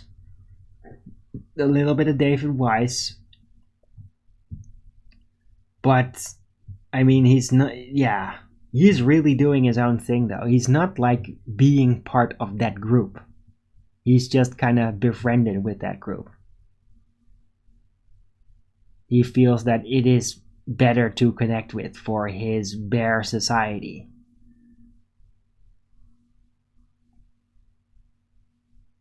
There are people who would die for... Oh, no, that's cute. They go and do that, then. But yeah, I am a big fan of Owen. I literally honor him. But I will also criticize the shit out of him and not be afraid or feel special or anything. I'll just fucking do it and he'll just fucking ignore it. He probably doesn't even know I do streams after years. Or maybe he does. I don't care. But I will just say it. I'm just gonna say it. I don't give a shit. Yeah, I have a show too. I've done 1,600 shows. Like, you're not gonna stop me. right? You can try to make fun of me. Oh, well, good luck. Good luck analyzing and then seeing what's left to make fun of. Yeah? Because I know all of it. There's nothing I'm holding back or forcing everybody to ignore. Unlike some circles that you like to befriend. Okay?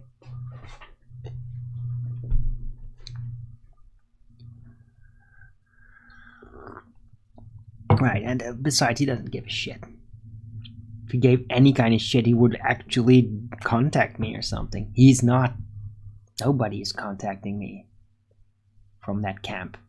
Bears in general don't seem to really be contacting me. I've got some bear adjacent people, I guess, that come in my chat, but I mean, don't really have contact.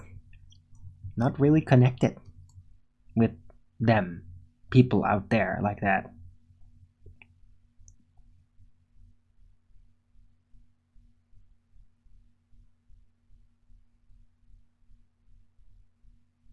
People calling Owen the new Logan Paul. Wow. What a dick move, Christy. I didn't know that, by the way. People said that. But I mean, no. No, Owen Benjamin is actually funny. He is pretty damn smart. A lot of things, especially social skills. And Logan Paul's just a piece of shit. Is basically just an asshole that got very popular.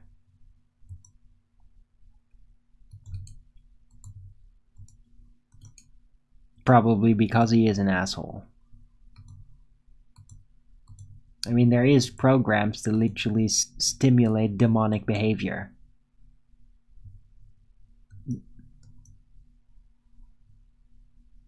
It is.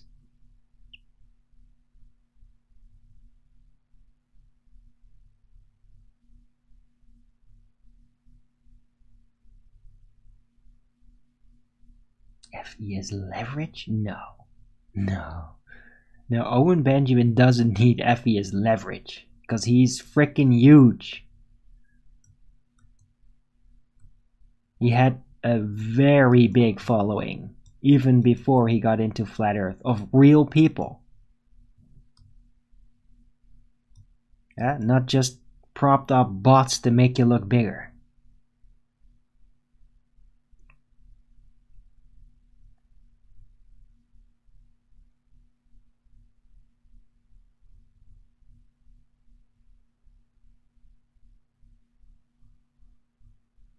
Right. But dude, I mean, Owen Benjamin practically got banned from everything.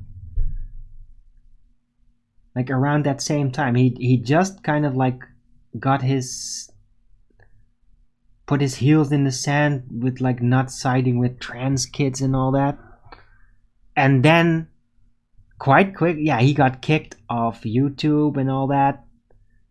And oh, no, wait, he got kicked out of Hollywood? Got on YouTube, then got kicked off that eventually. And then he got into Flat Earth and the fake moon landing and all that. But I mean, he was already getting kicked out of things. And so he just, yeah. Who uses bots? YouTube. YouTube uses bots. Yeah? People that they want to be popular, especially people that have massive, like, derailing, mind-destroying misinformation or like socially deranged behavior, they get artificially propped up, and then YouTube itself sends fake bot accounts to prop it up with positive comments. Those are not real people.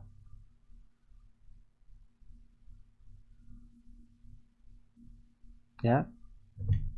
Just because some person has like 2,000 comments in their chat doesn't actually mean that they're real people. How can you spot a bot? It's very tough, but you'll have to actually check out their channel. if you even can. Usually you can only do that if you have a wrench. So mostly you just can't. Unless you're the channel owner and you check out each channel and then see like, oh, it's a 0 subscriber account that just got created. Right?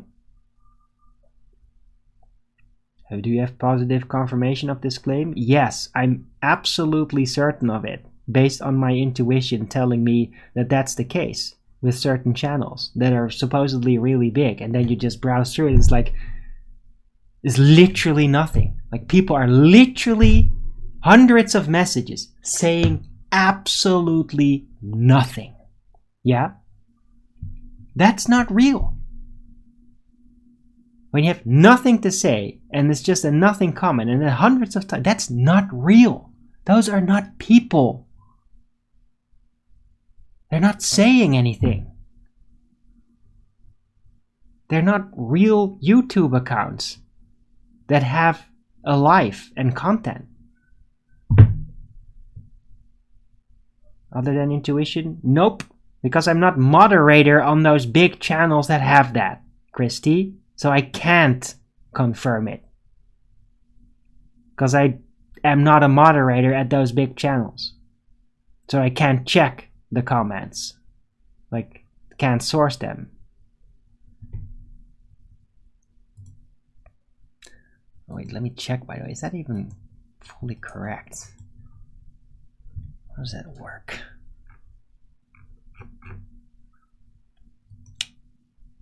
Let's see. Let me make sure how this works.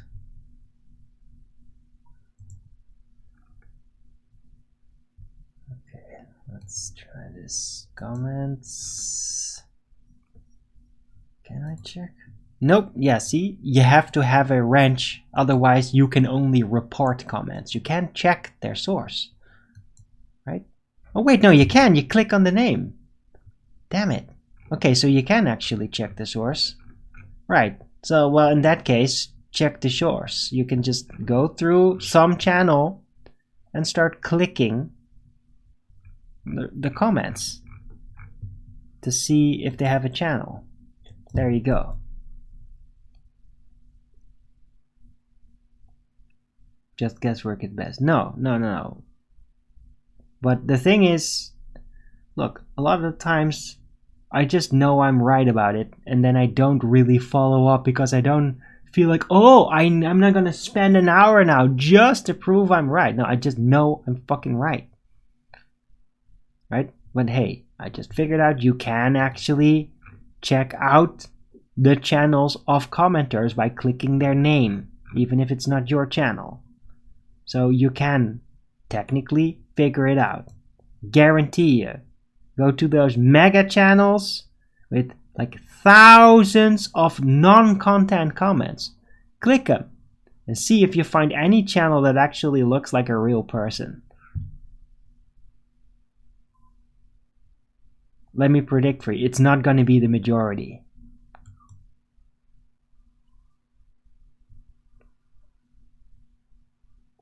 Some channels can't be found when you check? Wow. Okay, well, there you go.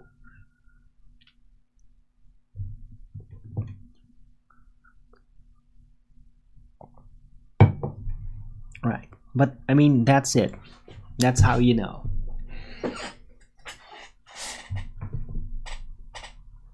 Like, I don't get it. I don't get how those channels, a lot of them, get flood waves of comments. It just feels it's all artificial. Who's gonna spend the time just writing completely pointless comments like that on a regular basis? I don't believe that. I just don't.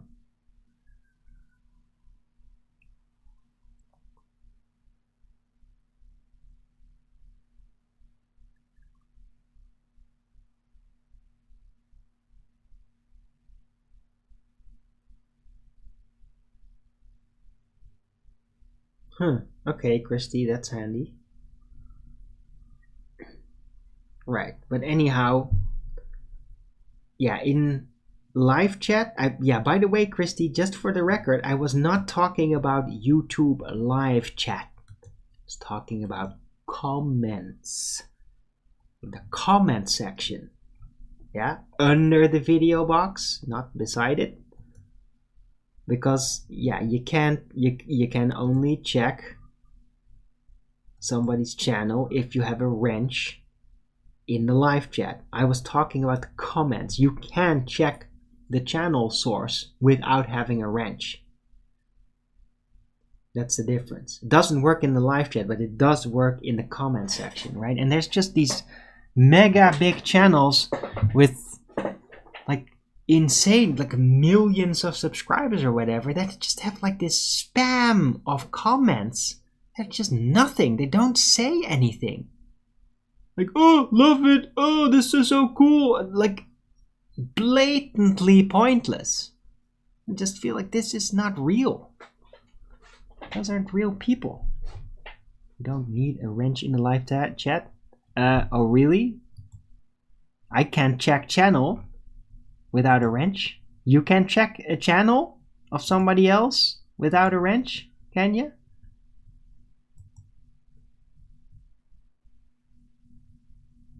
How are you doing that?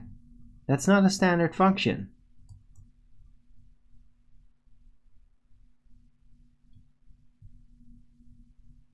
Okay, Christy, that's very handy. Clicking his name?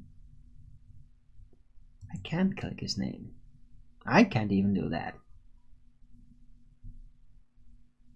Browser. Okay, right. Well, fine. If you have that, that's cool, I guess. Oh.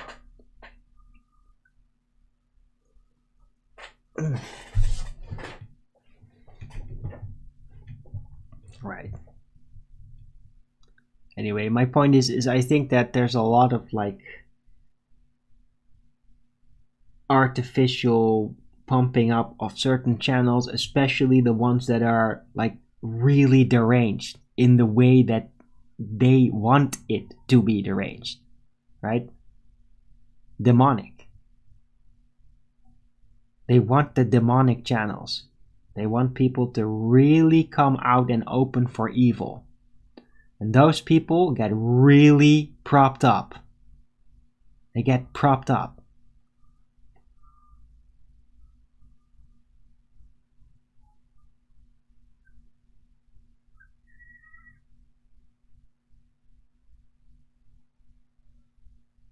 Right? So it's, for me, it's like almost a given, like, oh, a really big channel, right? Oh, let me watch some of that. Either it's pristine quality, like old-fashioned BBC nature documentary quality, like level. So it's like really good and then absolutely worthy to have that many subscribers. Or it's some demonic freak that's just like, oh no, they're there to convince everybody to look at the number of subscribers and then be like, that's popular now. Okay, I'm gonna reflect myself to that. I'm gonna be like that because that's popular.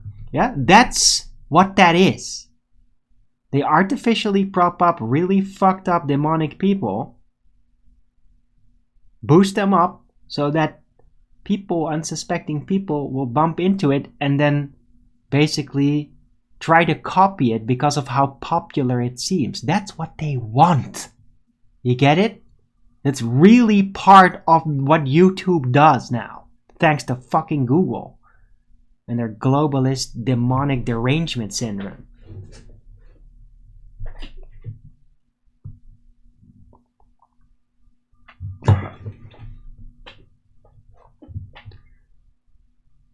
Right? And that's also why these fucked up misinformation carrying globe blabberers on YouTube, why they get just huge amounts of subscribers when they're talking absolute shit. And I mean really badly incoherent.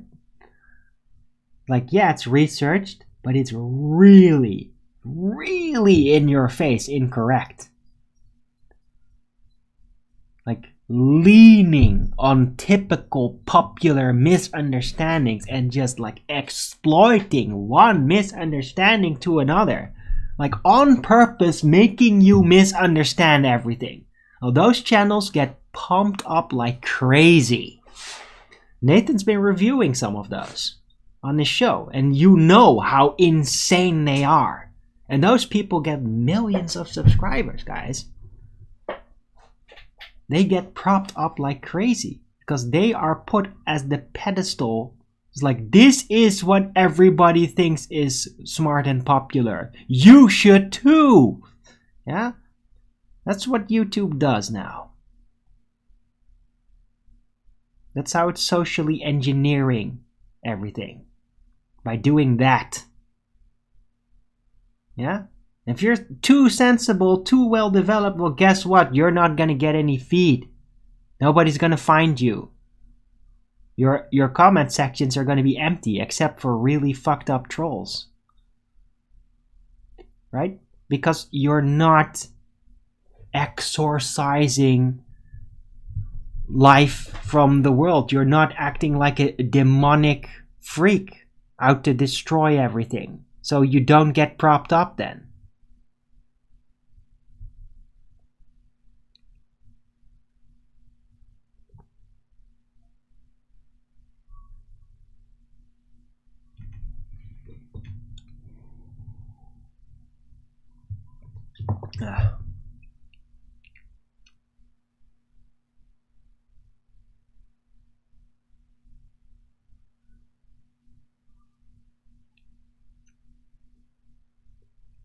That's right, Richard G. That's my point.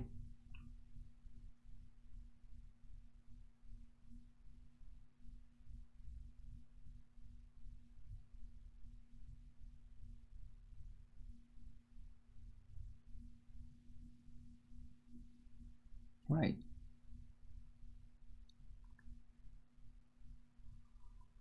Right, but they just cut you off. Like, in YouTube, if nobody finds you, you don't grow. Right? Because YouTube can make... They could literally, like, take a channel, whatever channel, even like a 0 subscriber channel, and just advertise it with everybody.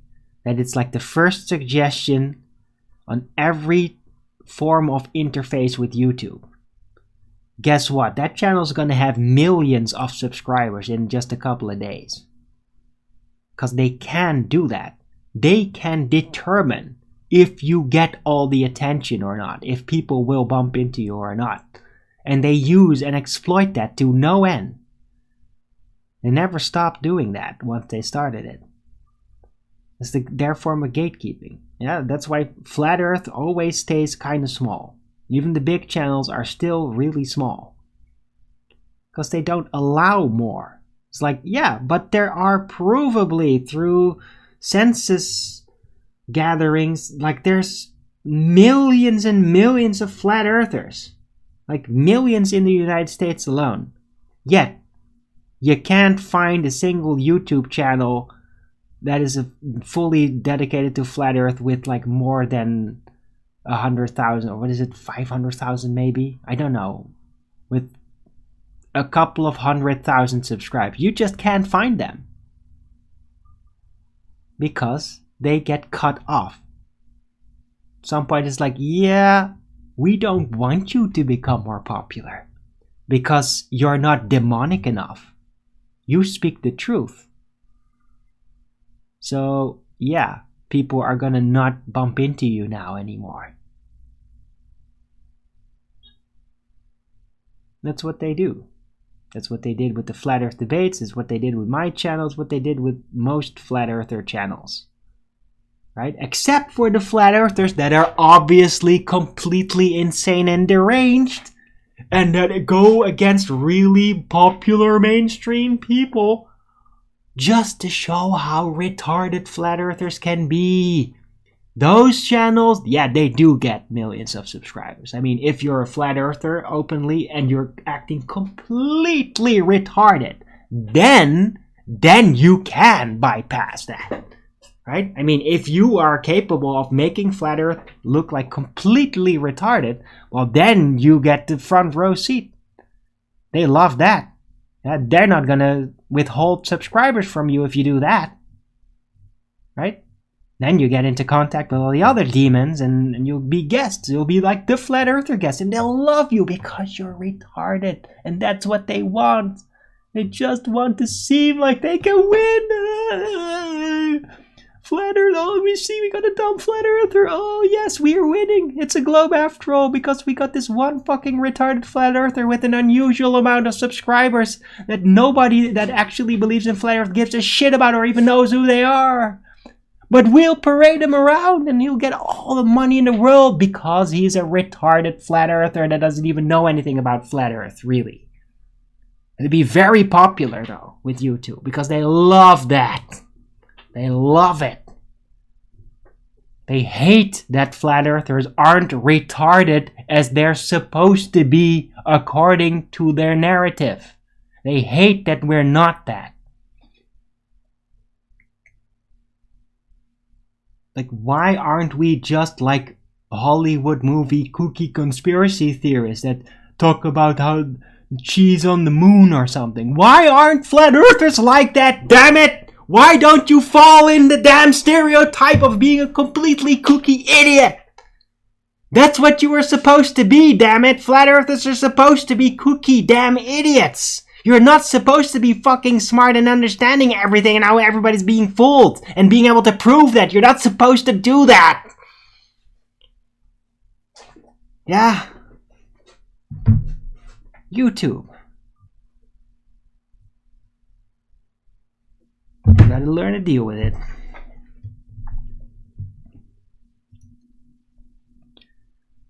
Alright.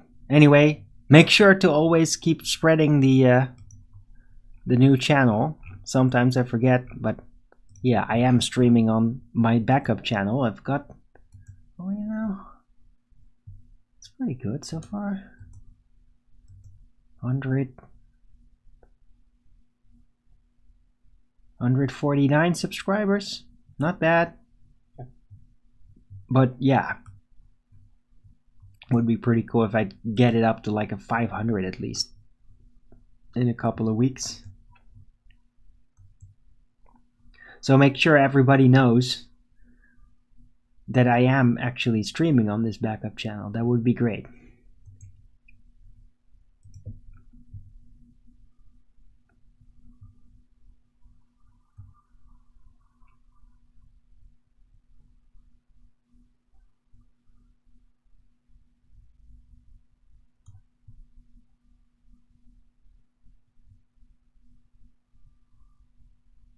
At the mercy of YouTube algorithms to discover channels.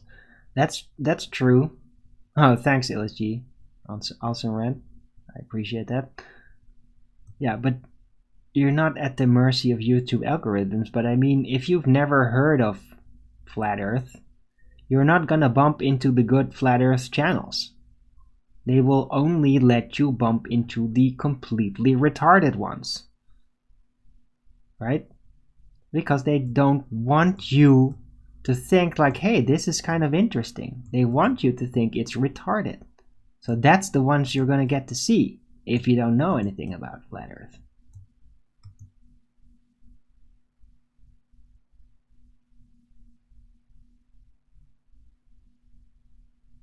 Right?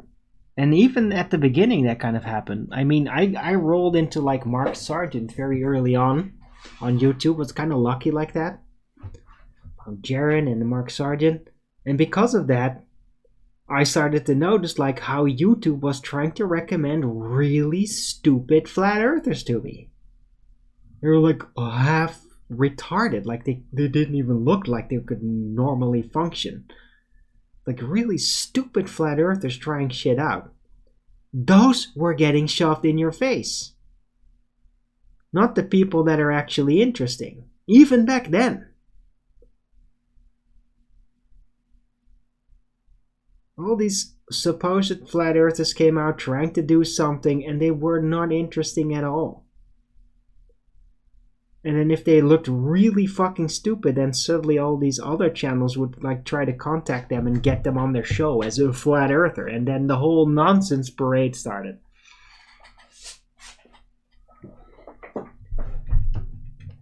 Yeah, search results, indeed.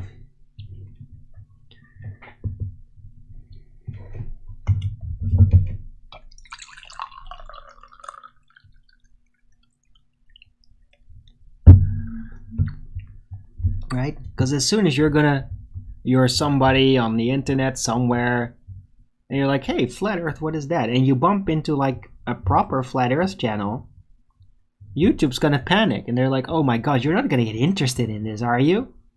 They're not gonna show you more videos of that flat earth channel that's actually making sense. No, they're gonna be, why don't you check out this retarded flat earther and that retard? See, is that what you wanna be? Because that's all we're gonna shove in your face now. You can't associate with this guy. He makes sense. Look at these retarded flat earthers. That's what you should feel and think of every time flat earth comes up. Not this guy that actually makes sense. Yeah, that's how YouTube really is trying to manipulate you. They do it.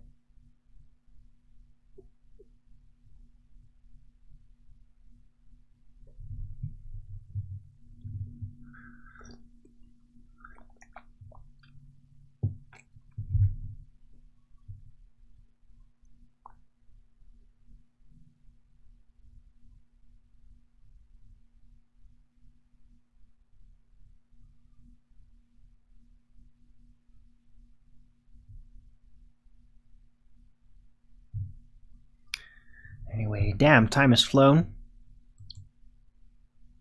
Wow, can't believe. That was a quick 2 hours.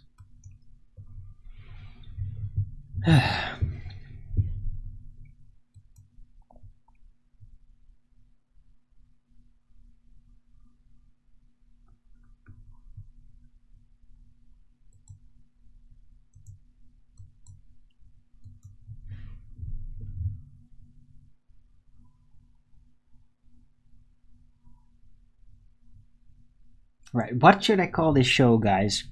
Are you gonna help me out?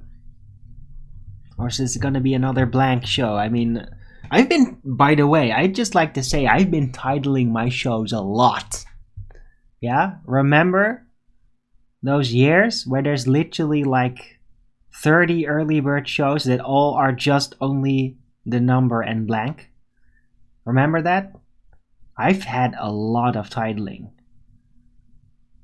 But I mean, when the show kind of moves all over the place with subject, it's kind of tough to title it sometimes. So, any suggestions would be welcome. Does anyone care about the title name? Yes.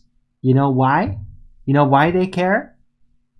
Because then you have some sentence to anchor it down with in your memory, so that if you scroll by it, then you know, hey, it's that episode. If it's just a blank number, you don't get as much association. That's why it's good to give it a title.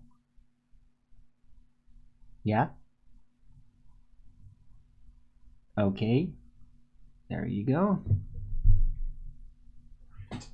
How to beat up a goat. Out of the box, chat.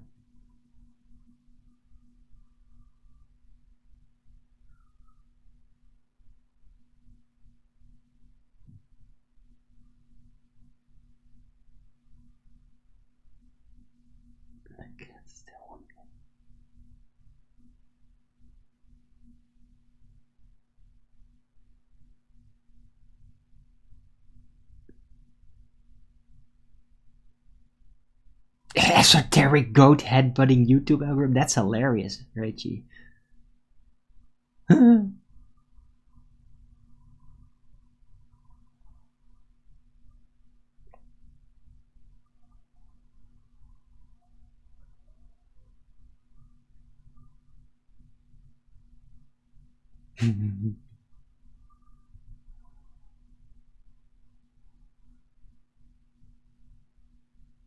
I think I'm gonna add spirit mechanics. It's just Refining esoterics. But the goat headbutt is also funny.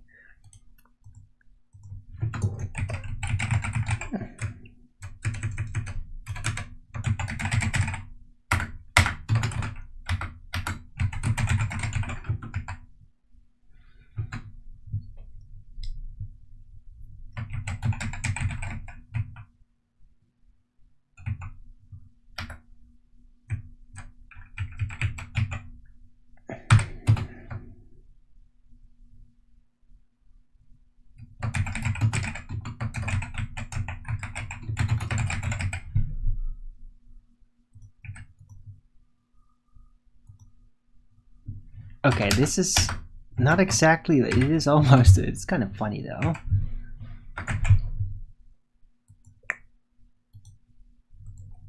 Let's see. Spirit mechanics. Redefining esoterics. Refining esoterics. And how to headbutt a goat.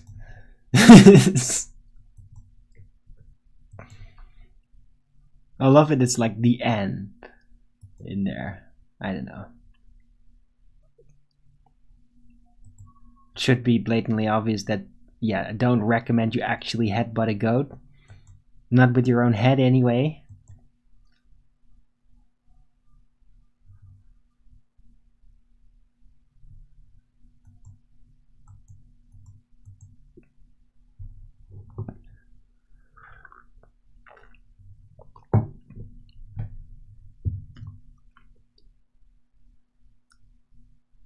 Weird people visiting my channel tomorrow.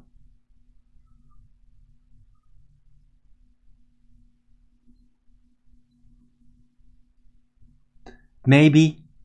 But I mean, it's a great split up title though. I mean, the first part, Spirit Mechanics, Refining Esoterics. I mean, that's like higher talk. But then how to headbutt a goat is like quite the contrast with it. But it's better that way. I like it. This is a very Arwinian title. This is like word magic. I love doing that. Because it's the contrast. Right? I mean, yeah. Spirit Mechanics, Refining Esoterics. You can't get a more spiritually intellectual thing. And then you get headbutting a goat. Which is about the exact opposite.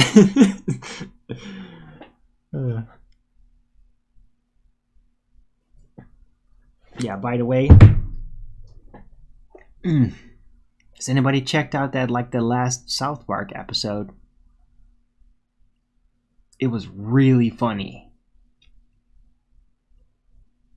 Better than previous ones. Like, they had really smart South Parkian humor in it. I liked it. But, yeah. I saw it some time ago, but I just got reminded of it.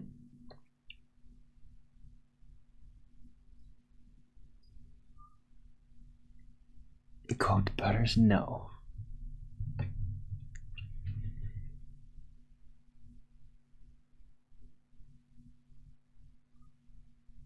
Goat butter. Oh, you mean butter. Yeah, but I'm not talking about... What? No, you can't make butter from goat milk. Haven't watched South Park in years? Okay. Well, they're not what they used to be. Rachy, but I mean, this latest season, some episodes are pretty entertaining, but I mean, it is kind of getting palpable that they're starting to just roughly recycle old shit.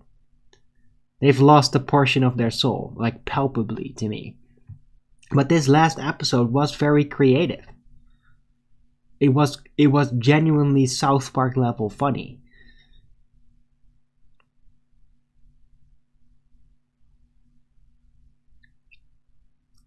So anyway,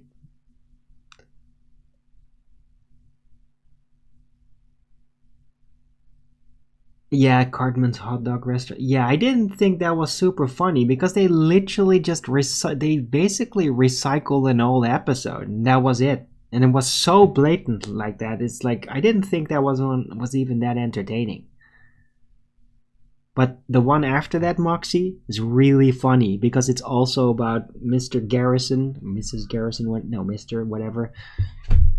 Like, you know how he was Trump, sort of, right? In the previous season, he was like representing Trump, and now he's like getting back into rallying. And they're treating it like it's a gay bar thing. It's brilliant. I loved that last app. It was so funny.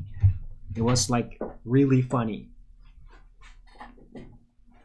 So yeah, that last one is really funny. I liked it. I watched it twice. It was really entertaining. Like, also, dude, if you watch Owen Benjamin, it's even funnier. I mean, it is really funny because it's basically Owen's been calling like Trump stuff and people that are Trump, they've been associating with gay and all that, as he does with a lot of things. And they literally do it like that. It's a bit of magic like that. I mean, if you know Owen Benjamin and you follow that recently and you then watch that episode, you'll see how it connects, and it's really funny. I liked it. Goat butter? What? Goat cheese is a thing. Yes. But not butter though, I thought. Because isn't butter like really what was it again? It's because cow milk is like different. It doesn't separate as much. Goat milk is like really cohesive. It doesn't, what is it? What do you call that? Ferment, or doesn't spoil. It doesn't shift. Call it shift or sift.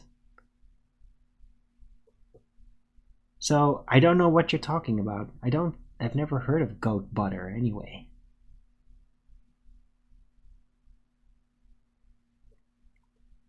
I have heard of goat cheese though. I do know about that. But I thought that butter was actually kind of a cow thing. Anyway, I think I'm gonna round out the show. It's been very entertaining. A good show, I think, today. Right? So, hope you liked it too.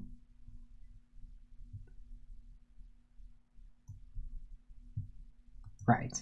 So, thanks everyone for coming. I hope you liked this show. If you did, then please don't forget to Rogan's it up. And if you haven't already, subscribe to my channel and hit the bell notification so you know when I'm going live, which is normally 1 p.m. Amsterdam time in the weekdays and 2 p.m. Amsterdam time in the weekend.